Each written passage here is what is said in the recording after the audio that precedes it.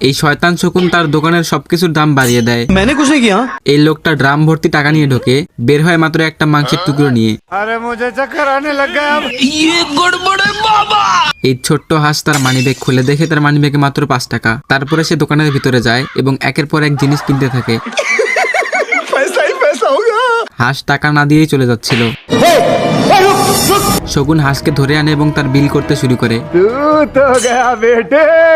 সবকিছুর বিল আসে $100। হাঁস পকেট থেকে একটা $100 সিল বের করে এবং শকুনের হাতে মেরে দেয়। এই পাখি এখানে একটা সুন্দর মেয়ের ছবি আঁকে। এই লোকটা এসে ছবি রং করতেছিল। পাখি এখানে দাঁড়িয়ে ছবি আঁকতেছিল।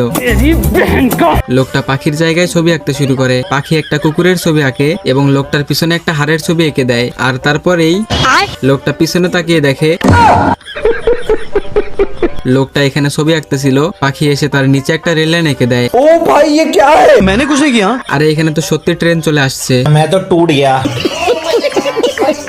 এখানে সবাই খাবারের জন্য অপেক্ষা করতেছিল। খাবার চলে আসলে সবাই খেয়ে খাবার শেষ করে ফেলে। এই দুই পাখি একটা খাবারও পায় না। খাবার না পেয়ে এই পাখি তো খাবারের ভিতরেই ঢুকে পড়ে।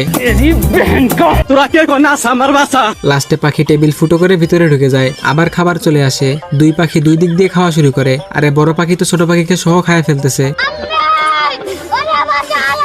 বড় পাখি সব মটর ভাজা একাই খেয়ে নিচ্ছিল। আরে ভাই, মানুষের খাবার কেড়ে খাওয়ার এটা আবার কেমন টেকনিক? বড় পাখি অনেকগুলো রুটির মধ্যে মধু ঢেলে দেয়। আর যখনই রুটি খেতে যায়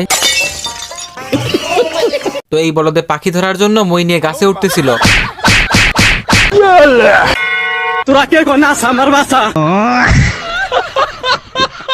বলদে মেশিন থেকে বেরিয়ে সিমেন্টে আটকে গেছে। এইদিকে পাখি আবার ক্রেন নিয়ে আসছে। साले को बम से उड़ा दूंगा। বারবার শুধু আমার উপরেই। তো এই বলদে বম নিয়ে এসে পাখির ভাষায় ঢুকিয়ে দেয়। পাখি বম বের করে এই বলদের পিছনে ঢুকিয়ে দেয়।